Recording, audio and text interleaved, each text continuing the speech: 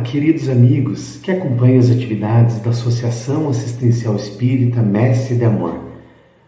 Estamos dando início a mais um projeto Jesus, Luz de Nossas Almas. Um projeto maravilhoso em que nós temos a oportunidade de estudar a série evangélica da benfeitora Amélia Rodrigues, pela psicografia de Divaldo Pereira Franco. Atualmente, nós estamos estudando a segunda obra, que é a obra Luz do Mundo. Estamos situados no 7º capítulo, intitulado Pão da Vida, que é aquela passagem onde Jesus vai fazer a multiplicação dos pães e dos peixes.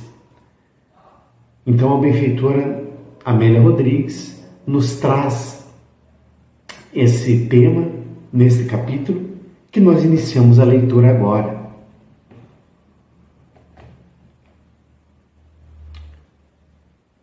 Saiamos daqui.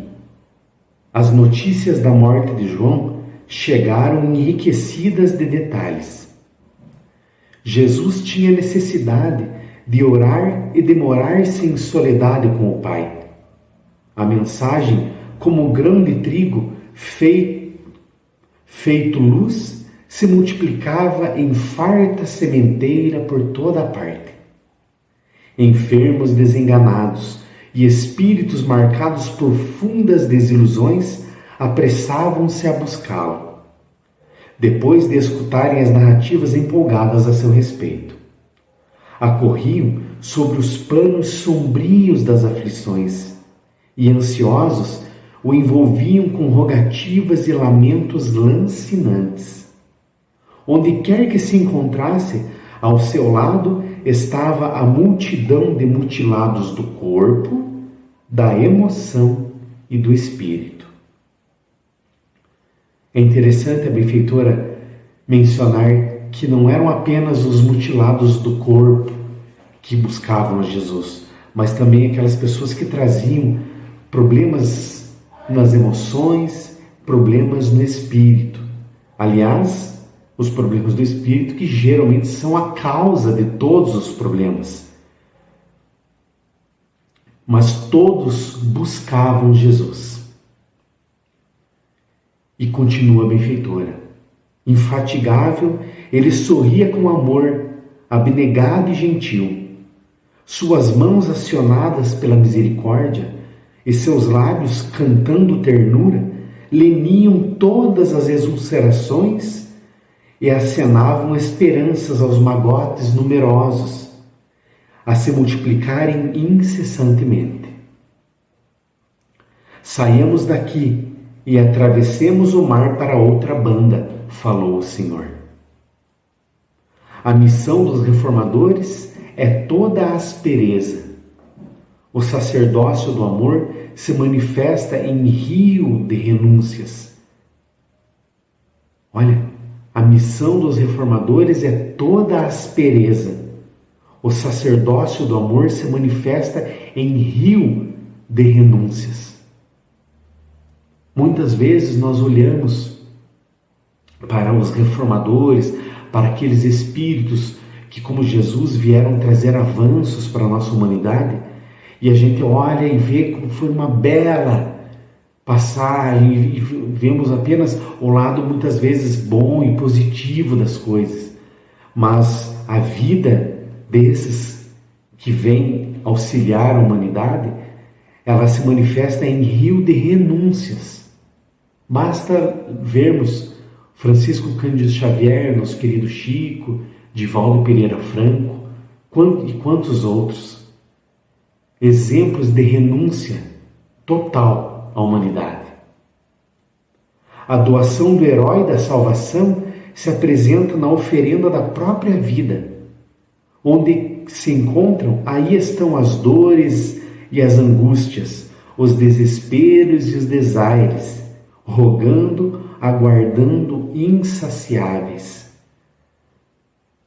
Quando nós nos aproximamos de criaturas, no caso aqui como o nosso Mestre Jesus, o nosso Mestre maior, nós sempre o buscamos para rogar algo, para pedir algo. tamanha pequenez e tamanhos problemas que nós trazemos.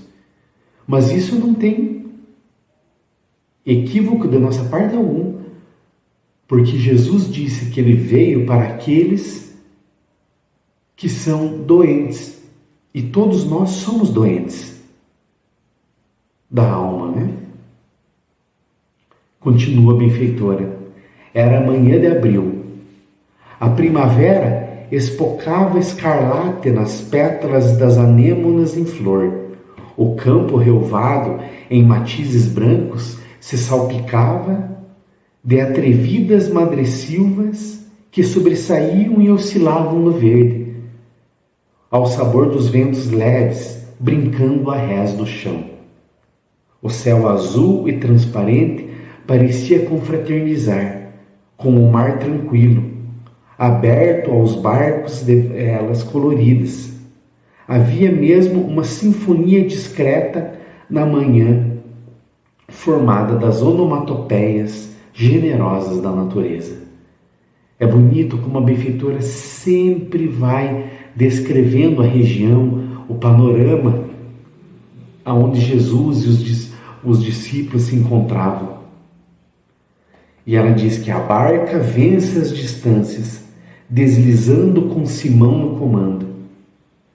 A festa dos júbilos sorri nos 12 que estão acompanhando o Rabi na barca, que entoa melodias nas vagas levemente encrespadas a se deixarem cortar. A multidão na praia reflexiona, interroga e olha a barca móvel no mar azul. Alguém sugere a direção que segue a embarcação que conduz o amado fugitivo. Outrem opina que todos o sigam, surpreendê-lo-ão adiante. Há uma alegria espontânea. A massa humana volumosa se movimenta. Muitos chegaram de longe e não podem perder a oportunidade.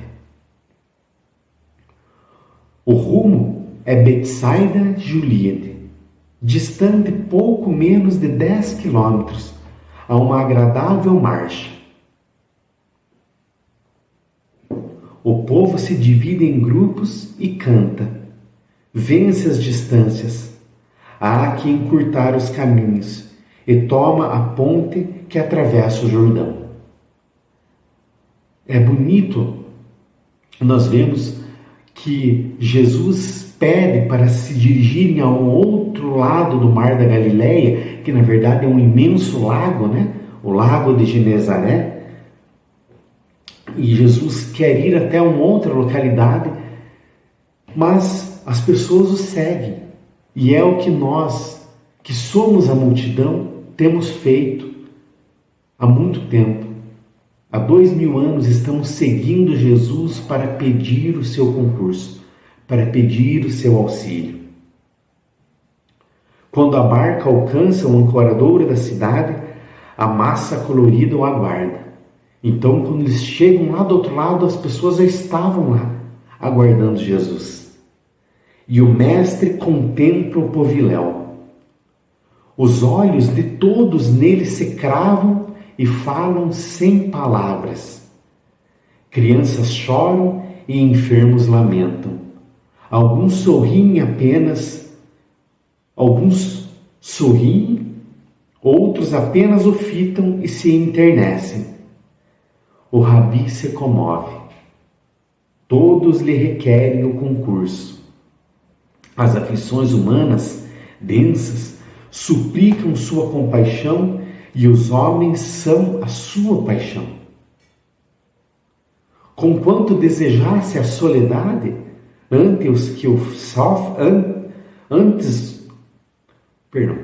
conquanto desejasse a soledade, ante os que sofrem, se compadece, sorri compassivo e generoso. Ele compreende aquelas dores e sente-as quase na alma. Olha, Jesus nunca esteve alheio aos problemas do mundo, aos nossos problemas. Ele quase sente na alma as nossas dores. Jesus conhece-nos cada um na intimidade. Jesus conhece a cada um de nós pelo nome. E Ele sente as nossas dores. Então o Mestre aponta um cerro próximo, um monte próximo, e o galgou, e o subiu. As criaturas o seguiram. Em volta a vegetação rasteira com giestas em flor e a larga paisagem sobre um céu transparente. Ele começou a falar e o verbo claro cai nas almas, blandicioso e reconfortante, iluminando consciências, clarificando os íntimos problemas dos espíritos inquietos. A sua palavra fluente cala e a saúde lhe sai do amor na direção dos padecentes que se refazem na sua presença ao seu contato. Olha que maravilha! As pessoas se refaziam apenas por estarem na presença de Jesus. Tamanho poder tem a vibração do Mestre, que as pessoas se refazem na sua presença pelo simples fato de entrarem em contato com Ele. Mas o dia avança e a hora está adiantada. Carinhosamente os discípulos o advertem. Despeçamos a multidão para que as pessoas se possam alimentar, pois este é um lugar distante e deserto. Disse-lhe, dai-lhes vós de comer, redarguiu o Mestre. Senhor, responderam os discípulos preocupados, mas todos têm fome e não poderíamos comprar-lhes pães suficientes. Se fôssemos adquirir repasto, necessitaríamos de uns 200 dinheiros para os não deixar totalmente esfaimados. São muitos os que aqui estamos. Então Jesus pergunta: que temos? Nada ou quase nada. Segundo me informaram, um homem trouxe 5 pães de cevada e 2 peixes. Mas que são? O que são 5 pães e 2 peixes para uma multidão de pessoas famintas? Trazei-os e mandai que o povo se sente em grupos, diz Jesus. Ali estavam quase 5.000 ouvintes e aflitos que se recobravam com o seu halo de transcendente poder. Novamente a benfeitora menciona que ali que as pessoas se recobravam, se refaziam pelo simples contato com o halo transcendente de Jesus. Ergueu as mãos e orou em silêncio. O murmúrio do povo calou a boca da aflição. Levemente pálido pareceu transfigurar-se.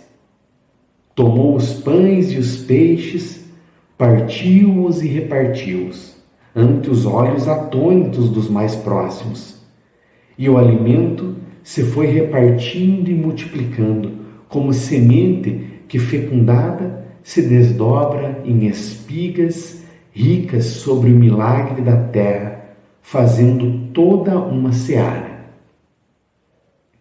E aqui a benfeitora, ela vai nos trazer, ela coloca uma nota dizendo que ela preferiu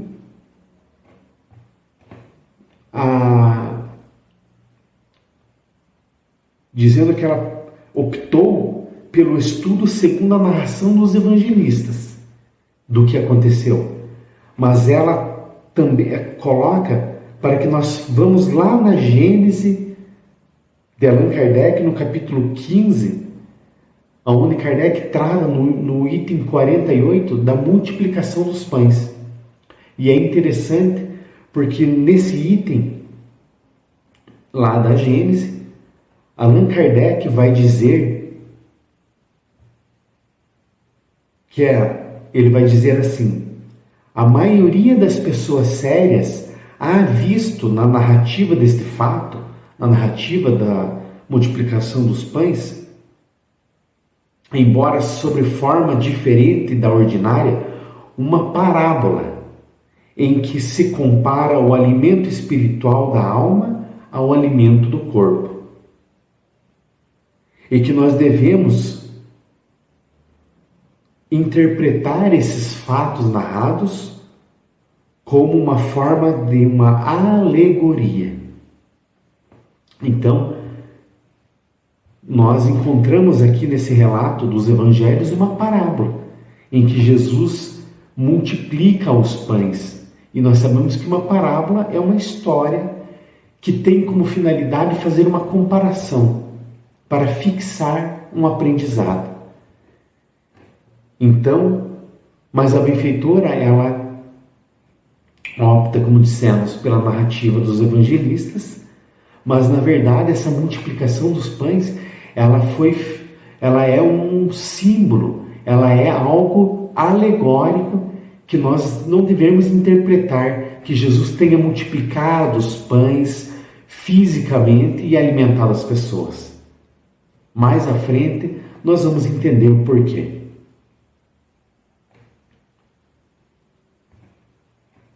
Salve, Rei de Israel! Grita uma voz, após simbolicamente eles se alimentarem do pão que Jesus multiplica.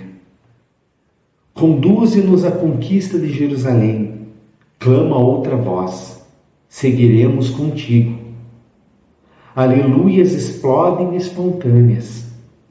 Os discípulos exultam e o envolvem com inexcedível carinho. Excessiva emotividade, numa ternura sem palavras, extravasante. Todos estão felizes, pois se alimentaram com o pão que Jesus veio nos trazer. E nós já vamos ver qual pão é esse. Os olhos do Mestre se nublam, ele se faz mais pálido e os lábios tremem como se fossem como se sofresse uma dor surda, forte.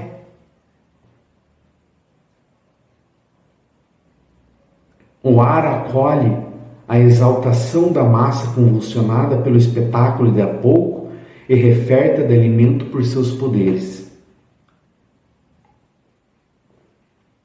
Na febricidade geral, os companheiros percebem-no afastando-se, refugiando detrás das sebes, nas sinuosidades das pedras. Felipe o busca e chama. Deixe-me a sós. Ele fala triste. É uma ordem e uma súplica. E aqui nós pensamos, por que Jesus tinha ficado triste? Por que ele se afasta?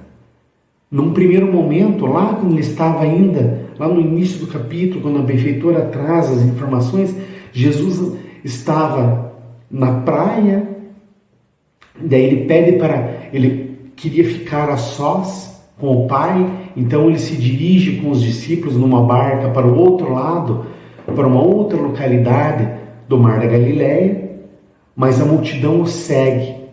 Ele compreende, mesmo querendo ficar sozinho, ele compreende, atende a todos, mas depois deste fato ele se entristece e se afasta e pede para que o deixassem a sós, porque Jesus se entristeceu, porque embora todos tivessem recebido, todos estivessem se refeito, estivessem recebido a assistência de Jesus pelo simples fato da sua palavra, do seu contato, os discípulos, ainda olhando com a visão estreita, dizem para Jesus para que eles se despedissem das pessoas que lá estavam, para que eles fossem se alimentar. Quando todos estavam alimentados e nem percebiam, mas eles ainda focados muito na matéria, aqui no plano físico, eles dizem: mestre, precisamos alimentar as pessoas, nós não conseguimos alimentar todos. Por isso Jesus diz: dai vós mesmos de comer. Porque Jesus falava que ele veio trazer um pão diferente. E que pão é esse? E diz a benfeitora: a multidão se dispersa, os discípulos descem no monte, e eles retornam à barca e voltem a Cafarnaum. Chegando em Cafarnaum, eles encontram Jesus lá na sinagoga. E Jesus vai dizer o seguinte: eu sou o pão da vida. Este pão não mata a fome. E aqui nós podemos entender que Jesus estava com um pão nas mãos, porque ele se refere a este pão. E ele diz: este pão não mata a fome. O pão que sou farta para todo o sempre. Credes, porque vos alimentastes. Olha que interessante, Jesus falando que ele é o pão da vida. O que ele vem trazer é o pão que nós, uma vez alimentados, jamais teremos fome. Por isso Jesus se entristece no monte, porque os discípulos, embora as pessoas tivessem se alimentado com este pão da vida, eles ainda se preocupam com o pão material, que é aquele que, se eu comer hoje, amanhã eu vou ter fome novamente. Ele não vai saciar a minha fome. Olha, o pão que vos possa dar nunca mais vos permitirá fome. Trabalhai não pela comida que perece, mas pela comida que permanece para a vida eterna. Trabalhai, Jesus dizendo, trabalhai não pelas coisas deste mundo. Não nos preocupemos com as coisas deste mundo, ou não demos mais importância às coisas deste mundo do que às coisas do outro mundo, que é a nossa verdadeira casa, que é o mundo espiritual. Nós, encarnados, estamos apenas em jornada. É uma experiência que vai durar apenas alguns anos. A nossa verdadeira morada é o plano espiritual. O Filho do Homem,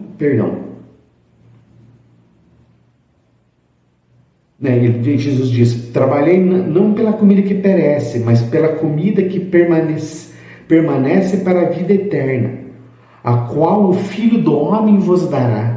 É Jesus que vem nos dar essa comida, esse alimento. Porque Ele e o Pai, que é Deus, imprimiu seu selo. O alimento que Jesus vem nos trazer tem a marca divina. Porque muitas vezes as coisas deste mundo somos nós que as produzimos. E elas são coisas perecíveis. Agora, as coisas que Jesus vem nos trazer, o alimento que Jesus vem nos trazer, esse é imperecível. O pão que sou farta para todo o sempre. A obra de Deus é esta: não creiais A obra de Deus é esta: que creiais naquele que Ele enviou. Eu sou o pão da vida. O que vem a mim, de modo algum terá fome, e o que crê em mim, nunca, jamais terá sede. Tudo o que o Pai me dá, virá a mim. E o que vem a mim, de modo nenhum o lançarei fora, porque eu desci do céu não para fazer a minha vontade, mas a vontade daquele que me enviou. A vontade daquele que me enviou é esta, que eu nada perca de tudo o que ele tem me dado. Pois esta é a vontade do meu Pai, que todo o que vê o Filho do Homem e nele crê, tenha a vida. E diz a Amélia Rodrigues, pão da vida. Este pão, o de todo dia, é transitório. Aquele que ele dá é perene, suprime as necessidades, todas as necessidades. Esse, meus amigos, é um ensinamento que nós precisamos interiorizar urgentemente, dizemos, porque há muitos séculos temos buscado as coisas deste mundo, ou há muitos séculos temos dado mais importância às coisas deste mundo do que às coisas do mundo espiritual. Mas o mundo da regeneração já desponta no horizonte. E nós precisamos nos compenetrar desta verdade, de que temos buscado há muito tempo o pão que perece. E temos ou buscado em segundo lugar, ou até mesmo desprezado o pão que Jesus vem nos oferecer. Se utilizando da lógica kardeciana, não vamos dizer que não temos que dar importância às coisas deste mundo, ao nosso trabalho, à nossa casa, às coisas que nós temos, ao nosso corpo físico. Temos sim, mas precisamos buscar em primeiro lugar as coisas do céu, como Allan Kardec nos diz em O Evangelho segundo o Espiritismo. Diz a benfeitora Amélia Rodrigues, o mundo o busca e os homens o querem, o pão da vida, né? Mas desejam este pão transitório do monte, não aquele o da vida que também foi oferecido no monte. Nós, aqui como diz a benfeitora, de certa maneira, nós queremos o pão que Jesus vem nos trazer. Nós buscamos a Jesus, como a multidão o fazia. Mas muitas vezes, talvez inconscientemente, desejamos em primeiro lugar o pão da vida, o pão terreno. E há séculos, há muitas encarnações, temos tombado por causa disso. Este, diz Amélia Rodrigues, o pão do estômago, sim, pedem e querem os homens. Aquele, o da vida, talvez depois.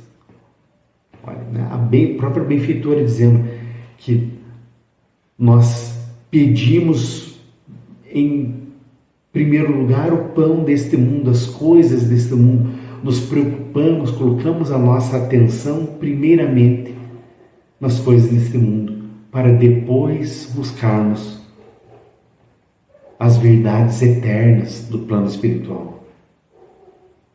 Era abril, em festa de primavera, e termina a benfeitora assim: ele é o pão da vida, em soledade com o Pai e a multidão. A multidão na primavera e o pão da vida em todas as estações. Jesus, Ele está conosco o tempo todo. Mas aqui na simbologia deste pão, nós plantamos apenas uma vez no ano o trigo que dá o pão. Nós o encontramos disponível, de certa forma, apenas uma vez. Mas apenas Jesus é aquele completo que traz o pão em que nós podemos buscar independentemente da época. Em qualquer dia, em qualquer fase da nossa vida, agora trazendo esta alegoria para a nossa realidade, nós podemos buscar Jesus a qualquer momento, em qualquer instante do ano ou de nossas vidas, independentemente se estamos na primavera da nossa vida ou se estamos passando por outras estações. Independentemente do que estivermos passando, nós sempre poderemos contar com Jesus.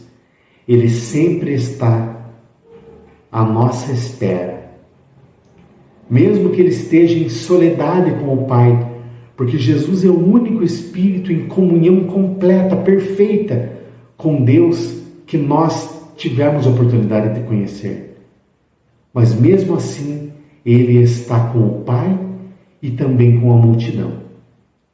E todos nós fazemos parte desta multidão. Que possamos buscá-lo, meus amigos, sempre que desejarmos.